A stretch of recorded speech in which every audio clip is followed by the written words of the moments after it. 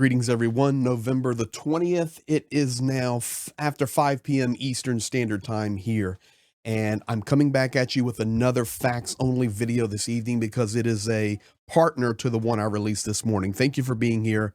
Once again, thank you for subscribing, joining us, helping us in the efforts to not only share the truth, but also put our boots on the ground and help Ukraine. Let's jump right in. This morning, I was sharing with you guys the panic basically that was running through Ukraine because there was supposed to be this massive attack at 2:30 in the afternoon. The United States Embassy closed and everybody home. Other embassies started to follow suit. And I came on to share with you guys, this is what Russian propaganda does. It is basically a mirror image of what we saw at the beginning of the war early in 2022. So President Zelenskyy coming out tonight and addressing that, and I want you to hear it. Once again, this man is a leader. He is a wartime leader. I can confirm to you tomorrow, November the 21st, that the United States of America Embassy will be open in Kyiv. That is actually a picture of it right there for you to see. And once again, guys, the best thing you can do when you're following the war in Ukraine, when you are supporting the effort there in Ukraine, when you're trying to learn about Russian propaganda and their madness, patience always works. I would rather be second to the party and spot on than first and wrong. That is why these are facts only. The fact is, let's listen to Zelenskyy. Dear Ukrainians, a brief update on today. First, there was anxiety about potential danger, though we've endured many Russian attacks already. Always heed air raid sirens. We have such a mad neighbor. On day 1001 of this war, Russia's madness remains unchanged from day 1000 or February 24th. Today's info escalation, panic messages, it's all just Russia's doing. Stay safe, support our army, and ensure no one exploits your emotions. We're strengthening our air defenses. Second, there's a new $275 million U.S. aid package, including drones, shells for HIMARS and artillery, and crucial mines to halt Russian assaults. This will boost our frontline troops. Guys, there you have it. Zelenskyy, that's who you listen to. He's responding and saying things like this. We have a mad neighbor who is attacking us. It's the same from day 1, day 1000, or now on day 1001. Do not let panic filter through your system. And I'm here to tell you something. The panic that was rolling through Ukraine is not from Ukrainians or inside Ukraine. That is the propaganda, the power of the propaganda that rolls through nations. It is where the Kremlin is pushing buttons, and that's why these embassies started to close today. Ukrainians have been living with this not only for 1001 days, but for decades and decades. They understand and they get it. So Zelenskyy teaching a very, very good lesson today. And this phrase, do not let anyone exploit your emotions. Wonderful statement there and very appreciative. And then, of course, Zelenskyy being thankful for, once again, huge aid package coming out to support Ukraine and their effort. Guys, we've got a lot of stuff happening. Attackums flying, storm shadows flying. Now, more aid coming, anti-personnel mines. It is an escalation in the highest form that is happening in this war right now. In fact, at the end of this facts only update, I'm going to give you some more good news. It's really, really good. So now let's look at what Russia said. I have the Russian headlines. This is not Solovyov or Margarita Semyon. This is not some propagandist coming out. This is just it's all propaganda, but this just coming out in their newspaper, in their gazette. This is what they are stating in regard to the United States and European nations ramping up the support and who let the dogs out, releasing these attackums and other missiles to fly. This is, I'm quoting now, the $275 million package includes not only HIMARS ammunition, referring to what Zelenskyy just said, anti-tank missiles and drones, but also a fair amount, now listen, this is where the Russian propaganda comes in, of nuclear, chemical, and biological weapons defense equipment.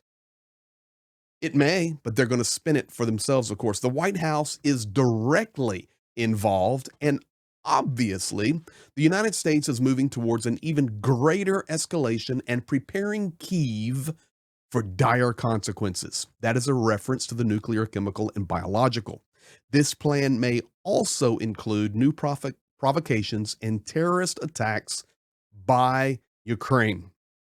That is what is in the Russian news right now.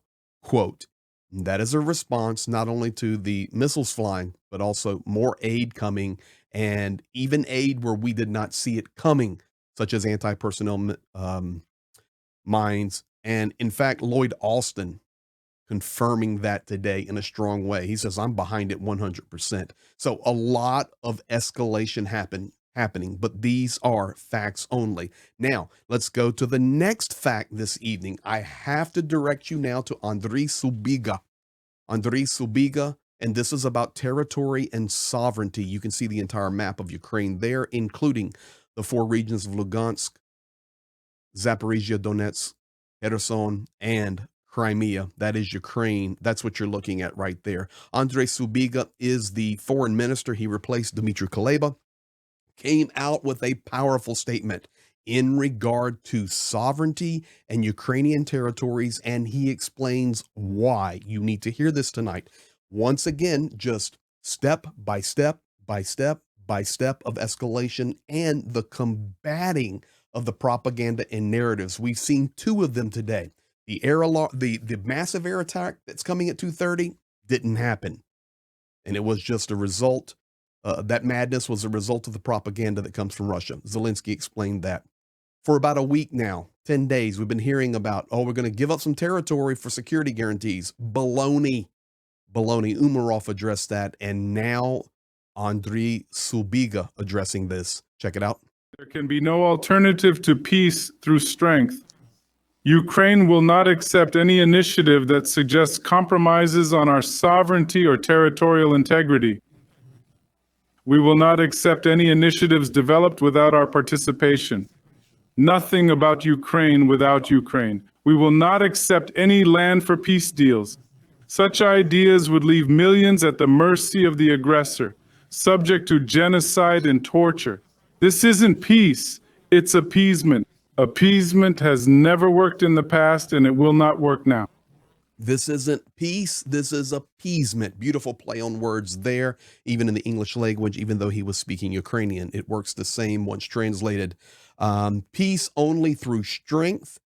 We're not going to negotiate about our territories. And he specifically referred to his people. We're not going to put them under this torture and this lifestyle and this genocide. This is the view of Ukraine. It is not going to change. They are fighting for their sovereign territory, for their complete country, for the return of their land and their people. They're fighting for their freedom and they're fighting for their future. They're also fighting for our future because it is interconnected, because the world right now is split into 2 pieces, the West and the East. We're not going to talk in depth about that right now, but it's obvious. We have coalitions that are building nonstop on each side, and Ukraine is bullseye right in the middle of it. So guys, Andrei Subiga coming out and directly stating, no appeasement. That's not peace. Our territories is the only way we're going to go, and peace through strength. And the other thing that he said was so beautiful. No talking about Ukrainian future without Ukrainians there. You know what? This is what you get, Subiga. Слава Україні! No speaking about Ukrainians without Ukrainians there. Now, guys, the final piece on facts only tonight that I needed to get to you on this later in the evening update, mobilization. So now we have all of these things happening. We're seeing stuff flowing to Ukraine. We're seeing permissions granted. We're seeing an escalation in the war. But when these things start to happen, everybody starts to snowball getting involved. Now Ukraine themselves saying, hey, we know we have our part to play, and that is we need to mobilize soldiers. We need to get younger guys in who are more tech savvy, can deal with these first-person drones and technology and computer warfare and all of this stuff. We need to do a better job, and we need to have a better plan. Coming out today, this is what they're talking about. For national security and defense, we've been saying for almost a year that for young citizens aged 18, 25, we need to create a motivational package. This could include credit benefits, housing, or car purchase perks on top of wages. Currently, those aged 17 to 25 can voluntarily sign a 1-year contract, which they can then either complete or extend.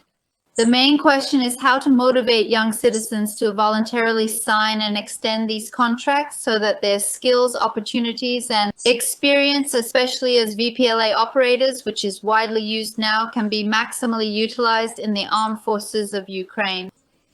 Wow, what good news there. Talking logically, what can we do to incentivize our young people to get involved? How can we help them to have a better future? How can we get them motivated to join so that they see a value in it, not only in fighting for their nation, but fighting for their future and having an investment, Ukraine investing back in their citizens? Guys, that's gold, and that is beautiful news coming out. I'm so excited. I work there on the front lines in Ukraine nonstop. My team is on the front right now, and this is just welcome news. We need to get younger on the front, and you know, finally, it's just like a deluge of good news happening here all at the same time. And that's what happens when the snowball gets rolling downhill, it picks up other snow. So we're thankful. That's all we can say. I'm thankful. Thank you. Thank you for being here. Guys, if you're new, lots of new subscribers today, lots of new people joining the Discord. There I am running the front lines. Just real quickly, you can see behind me Vadim, where we've dropped Kasavax for Pete. There's Wasp to my right.